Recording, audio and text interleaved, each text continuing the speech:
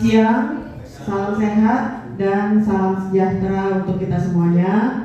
Yang terhormat Bapak Kepala SMA Negeri 114 Jakarta, yang saya hormati Bapak Ibu, rekan-rekan guru baik dari SMA Negeri 114 dan juga teman-teman dari SMA Al-Muhajirin. Terima kasih atas kehadirannya.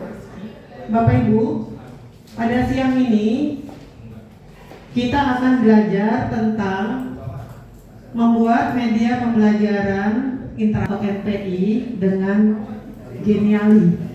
Nah, jadi gini Bapak Ibu. Jadi saya di sini akan berbagi baik yang sudah saya lakukan di kegiatan Pembatik 2024, di mana sampai dengan saat ini saya masuk di level 4.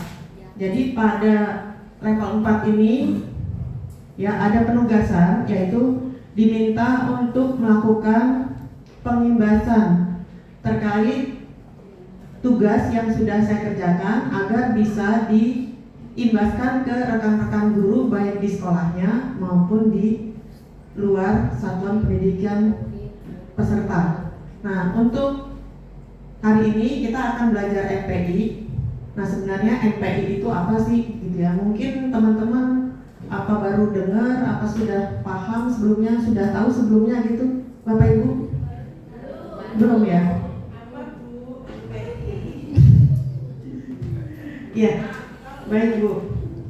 Jadi MPI ini ya merupakan program pembelajaran yang mencakup berbagai sumber yang terintegrasi dan menggabungkan banyak unsur, dilengkapi dengan alat pengontrol atau navigasi untuk memfasilitasi pengguna. Pengguna dalam hal ini adalah murid, ya, untuk dia mengatur pola belajarnya sendiri. Nah, pada MPI ini ada gabungan Bapak Ibu. Jadi ada gabungan teks, grafik, video, animasi, suara, dan interaktivitas. Jadi di MPI ini gabungan semua ada navigasinya, ya. Yang berikutnya, karakteristik dari ini yaitu yang pertama memiliki lebih dari satu jenis media. Jadi menggabungkan ada audio, ada visual. Kemudian yang kedua bersifat interaktif. Jadi interaktif artinya siswa itu mampu mengakomodasi respon pengguna atau murid.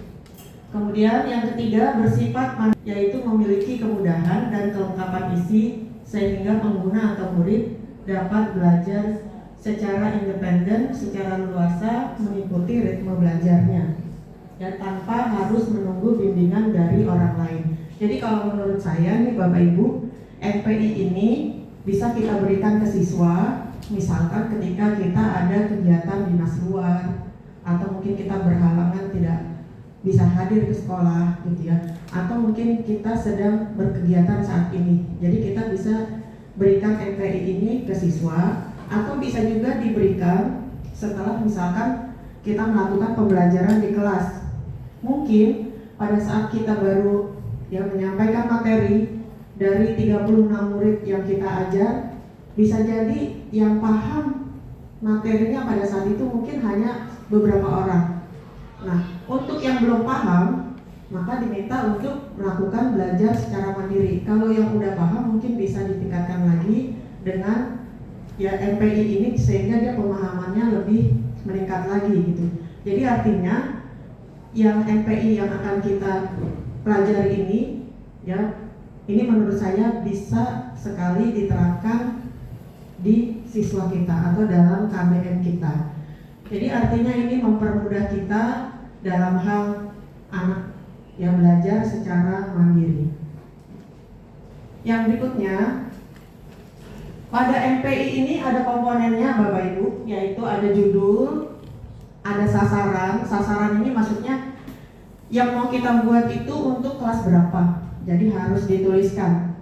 Kemudian ada tujuan pembelajaran. Nah, tujuan pembelajaran ini ya sebaiknya tidak usah terlalu banyak supaya nanti di dalam MPI itu tidak terlalu banyak ya misalnya video ataupun bacaan-bacaan. Jadi di salah satu MPI ini satu subbab gitu ya Bapak Ibu. Jadi kalau misalnya dalam bab itu subbabnya misalnya ada sekian, itu ada 3, bisa kita buat 3 MPI, atau bisa juga dalam satu bab kita buat 2 MPI.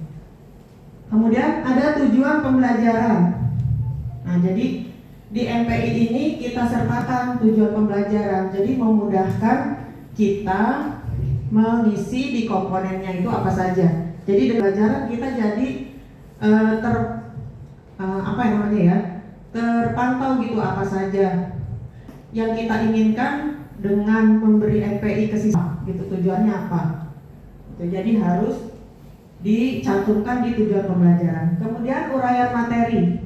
Nah, uraian materi ini bisa dalam bentuk PowerPoint, Google Doc, ya Word, kemudian spreadsheet atau Excel, bisa video. Nah, bisa semuanya Bapak Ibu dimasukkan dalam uraian materi. Kemudian yang berikutnya latihan atau tes. Nah, latihan tes ini bisa dia uji coba dulu ya dengan word wall. Kemudian tes untuk mengetahui seberapa jauh siswa tersebut memahami materi. Kita beri tes misalnya dengan quizzes, dengan JPOM gitu ya, bisa disematkan di situ. Yang berikutnya referensi. Nah, karena MPI ini gabungan dari banyak macam-macam dan belum tentu video atau Google Doc yang kita masukkan di MPI itu buatan kita sendiri. Jadi kan kita hanya cari-cari aja di media sosial.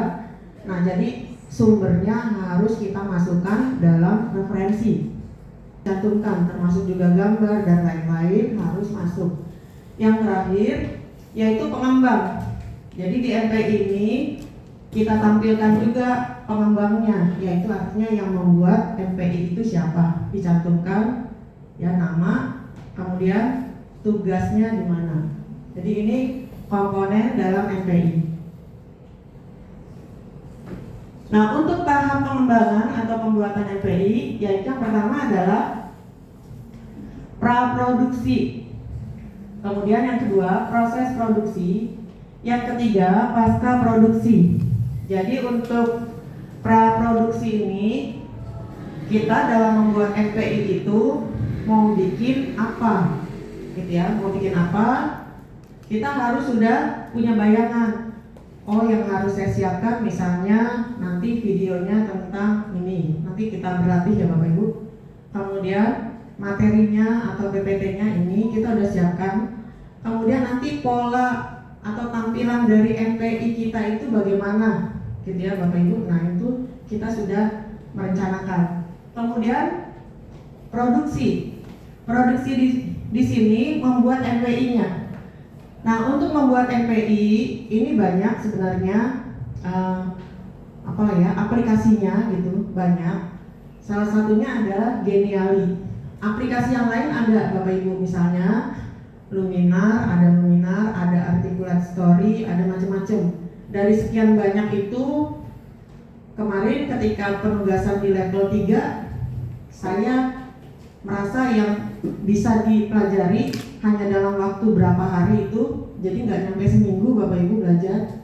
Itu menurut saya adalah yang Geniali ini.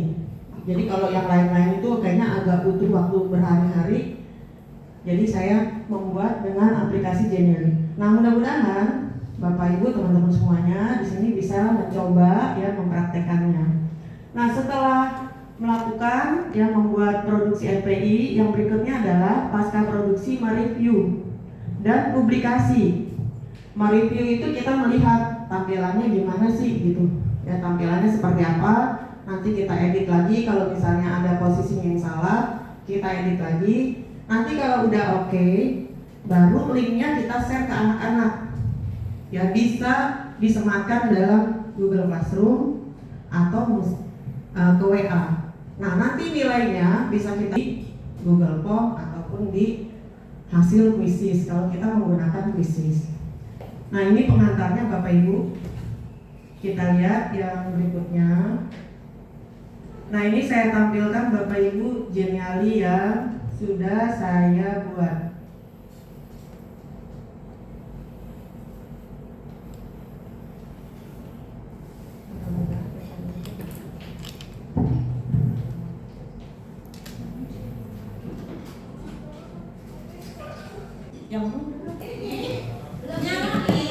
Bapak Ibu, ini contoh MPI dengan Geniali yang saya buat. Jadi ini saya membuatnya di aplikasi Geniali. Jadi yang dimaksud dengan MPI itu seperti ini. Mengambil materi kelas 10, yaitu pada sub mengenal laboratorium. Jadi di MPI ini ada tombol navigasi yang bisa berfungsi untuk mengontrol si pengguna dia akan kemana, gitu ya Bapak Ibu. Ini kita klik startnya. Nah gini. Jadi di sini ada pilihan menu belajar, gini. Nah pilihan menu belajarnya ini kalau diklik dia nge-link dengan, ya kita klik misalnya dengan pendahuluan. Nah untuk kembali ke home, ke beranda, kita tinggal klik tombol gambar yang rumah ini, ya, tadi ini. Jadi ada pilihan menu belajarnya, pendahuluan, tujuan pembelajaran, materinya, kemudian video, bermain, latihan, referensi, dan pengembang. Nah ini semua tombol, ini adalah yang dikatakan tombol navigasi. Jadi semuanya harus berfungsi. Jadi di sini pilihan menu belajarnya ini intinya adalah untuk memandu si pengguna atau siswa. Dia akan milih kemana dulu. Misalnya dia pengen dimulai dari pendahuluannya dulu. Apa sih pendahuluannya? Nah seperti ini. Ya ada teksnya di sini, ada kata-katanya. Nah ini gambarnya dan tulisannya bisa gerak-gerak. Ini membuatnya bukan di Geniali tapi membuatnya adalah di Canva. Kemudian kalau kita mau balik lagi, tinggal klik home, ya. Kemudian mau dilihat lagi tujuan pembelajarannya apa. Nah tinggal diklik lagi, tinggal dilihat ya. Ini tujuan-tujuan pembelajarannya. Nah kita lihat yang berikutnya. Materi. Nah untuk materi di sini saya menampilkan ada PPT, kemudian ada video, ada dari Google Doc. Ya, yang pertama kita klik semua tombolnya itu harus berfungsi. Jadi yang pertama adalah PPT. Nah ini, jadi semuanya itu baik PPT, video ataupun game, semuanya ada dalam aplikasi tersebut. Jadi tidak boleh keluar dari aplikasi MPI tersebut. Jadi dia tetap di dalam. Jadi tidak misalkan keluar dari ya MPI tersebut.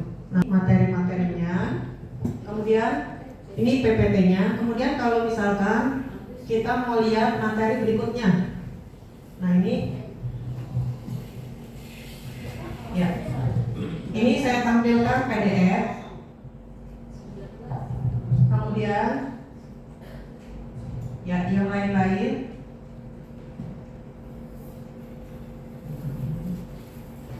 Nah, seperti ini, ya. Jadi semuanya ada dalam tersebut, ya, ada dalam MPI tersebut. Kemudian kita back lagi, itu tadi adalah materi. Yang berikutnya adalah dalam bentuk video. Kita klik videonya. Nah, kita ada macam-macam sesuai video yang kita sematkan sesuai dengan tujuan pembelajaran yang kita inginkan. Jadi di pembelajaran tersebut intinya siswa itu memahami apa sih gitu, intinya begitu. Jadi setelah melihat video dia memahami intinya apa. Nah video ini saya ambil dari YouTube Bapak Ibu, jadi bukan saya yang buat sendiri. Jadi saya hanya menyematkan saja. Nah jadi seperti ini, tetap di dalam saja, tidak keluar dari MPI-nya seperti ini. Nah ya nanti siswa bisa belajar secara mandiri. Nah untuk videonya sendiri, ini yang kita sematkan adalah video yang durasinya nggak terlalu lama. Jadi paling nggak 7 menit gitu ya, 7 menit atau 10 menit aja udah terlalu lama. Jadi videonya paling nggak 5 menit gitu. Nah berikutnya, yang berikutnya ada video yang berikutnya lagi. Jadi sesuai dengan video yang disematkan, sesuai dengan tujuan yang kita inginkan. Ya, sesuai dengan tujuan yang sudah kita tuliskan di bagian depan tadi. Nah, seperti ini Bapak Ibu. Jadi ini YouTube, tapi dia nggak keluar dari nggak keluar dari MPI-nya. Jadi dia tetap di dalam MPI tersebut, nggak keluar dari MPI. Jadi anak nonton YouTube tetap dalam MPI-nya. Nah, sama dengan simbol sebelumnya. Kita lihat yang berikutnya. Ya, video yang berikutnya. Ini semua videonya saya cari dari YouTube, jadi tidak buat sendiri. Kita tinggal cari sesuai dengan kebutuhan atau sesuai dengan tujuan yang sudah kita tuliskan. Nah, ini. Nah, yang berikutnya, ya, ini bermain. Jadi setelah anak itu baca materi, kemudian nonton YouTube, gitu ya, dia belajar secara mandiri, diajak bermain. Nah, untuk bermainnya di sini kita coba dengan word wall, jadi seperti ini. Nah, nggak keluar dari MPI-nya Bapak Ibu, masih tetap di dalam. Jadi seperti ini. Nah, kita sesuaikan dengan pesertanya, sesuai dengan murid ya Bapak Ibu, karena murid SMA jadi gambarnya yang begini aja. Ya kalau yang lain-lain ada gambar kartun-kartun kayaknya nggak sesuai dengan usia. Nah, tinggal disesuaikan di sini.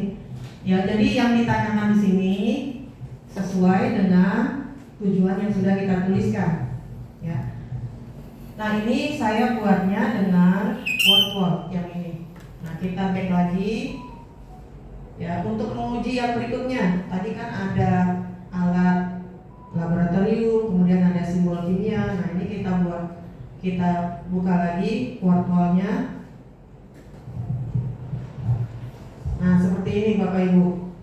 Jadi nggak keluar dari MPI-nya, tetap di dalam MPI-nya. Dia nggak menuju ke webnya word. Jadi tetap di sini. Nah, ini dia bermain, memahami saja. Ya, jadi misalnya seperti ini. Diberikan gambar ini, namanya apa? Gitu. Ya. Nah, kalau ada tandanya begini. Ini gambarnya apa namanya? Gitu. Nah, kalau benar seperti ini. Nah, ini hanya untuk menguji setelah siswa baca materi ataupun setelah lihat YouTube. Jadi penilaiannya bisa kita ambil juga nanti di word wall-nya. Ya, bukan di MPI-nya. Yang berikutnya, kalau misalkan kita mau menggunakan soal atau aplikasi yang ada di dalam Geniali-nya. Nah, seperti ini kita bisa buat seperti ini. Nah, seperti contoh soal ini, simbol bahan kimia yang beracun ditunjukkan oleh gambar ini. Nah, kalau misalnya dia salah, ya, misalnya ini kita kirim. Nah, nanti dia akan memberikan kode. Nah, jadi kalau salah atau benar nanti ada pemberitahunya. Seperti di sini kalau benar dia ada good job. Nah, seperti ini Bapak Ibu. Nah, ini ibaratnya ini bermainnya gitu ya. Setelah anak itu baca ya materi dengan di video tadi, dia ngerti apa enggak gitu. Nah, kita permainan ini. Nah, kalau yang berikutnya ini tadi ayo bermain. Nah, sekarang tesnya Bapak Ibu. Jadi tesnya itu bagaimana? Nah, tesnya ini saya berikan ada soal di Quizizz. Jadi kalau kita klik link ini, link Quizizz, nanti langsung akan menuju. Nah, seperti ini Bapak Ibu.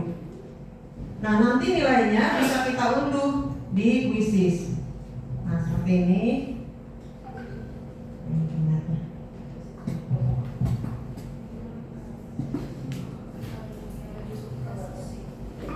Nah, ini game di Quizizz-nya. Nanti nilainya bisa kita ambil di Quizizz-nya. Nah, seperti ini Bapak Ibu.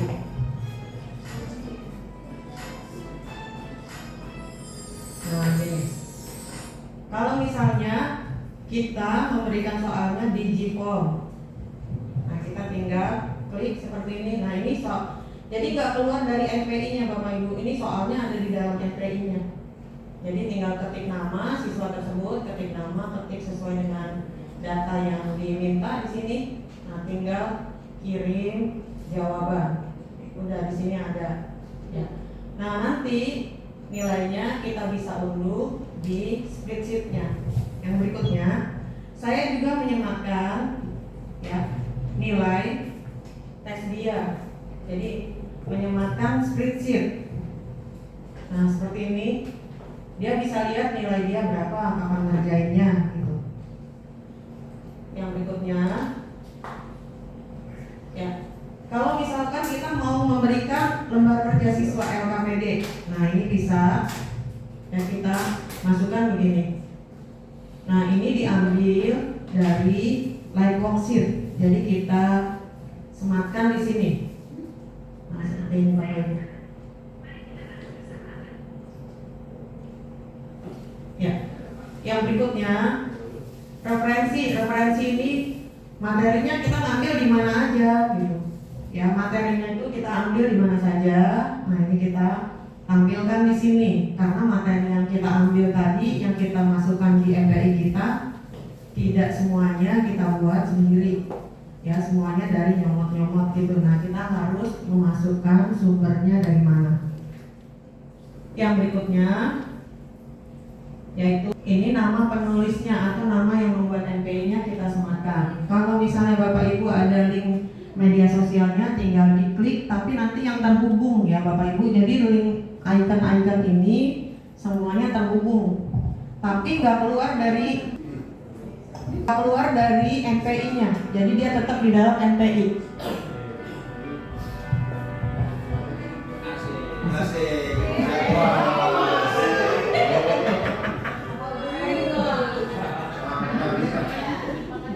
Nah ini Instagramnya juga sama, jadi semuanya nge-link semuanya. Ini kenapa nih? Ini luar biasa. Nah ini Instagramnya.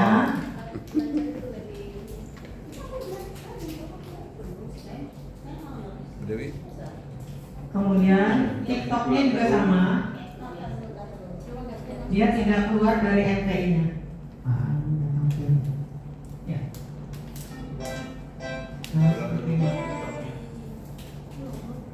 Nah, jadi ini yang dimaksud dengan MPI tadi Bapak Ibu. Jadi ini ya MPI ini kita kirim ke siswa, kita sematkan di Google Classroom-nya. Nah, bisa jadi pembelajaran secara mandiri untuk siswa belajar, atau misalnya kita udah nerangin materi di kelas untuk lebih memberikan pemahaman yang lebih atau untuk mengulang lagi belajar, MPI-nya ini bisa kita kirim ke siswa. Nah ini MPI yang sudah kita buat. Nah sekarang Bapak Ibu kita berlatih ya Bapak Ibu ya, berlatih membuat MPI. Gimana Bapak Ibu, masih semangat gak? Semangat.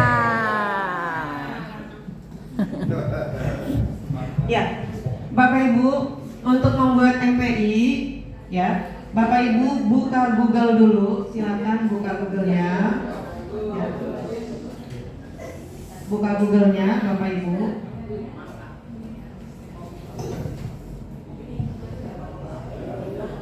Silakan buka Google-nya. Ini udah.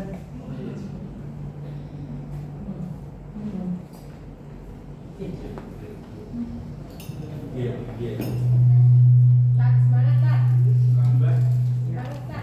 Buka Google-nya.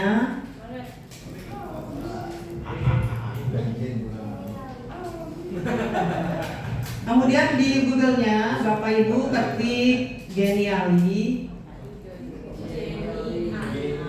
Geni Ali. Jenny dan Ali. Iya, Jenny dan Ali. Kemudian Bapak Ibu login.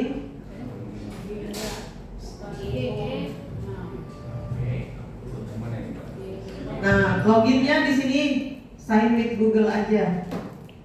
Accept all cookies, kemudian sign with Google. Ini. Jadi ya.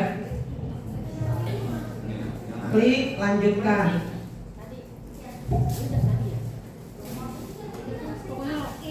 Nah, nanti pilih ya. Pilih Anda berperan sebagai apa, profesional, teacher atau student. Nah, teacher. Kemudian sign up with Google. Siswa.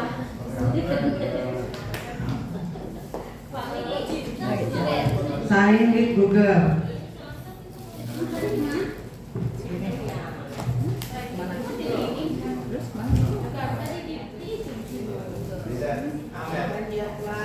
Nah, pilih sekolahnya, high school.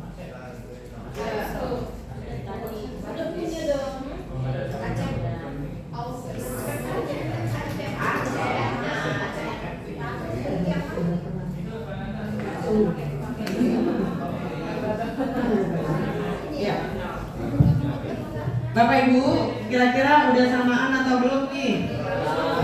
Oh, masih mutar-mutar. Ya.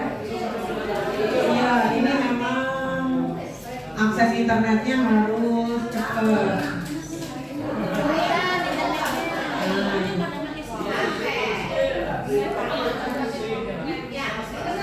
Oke ya, Iya. di dua depan di belakang ya. Masih mutar-mutar.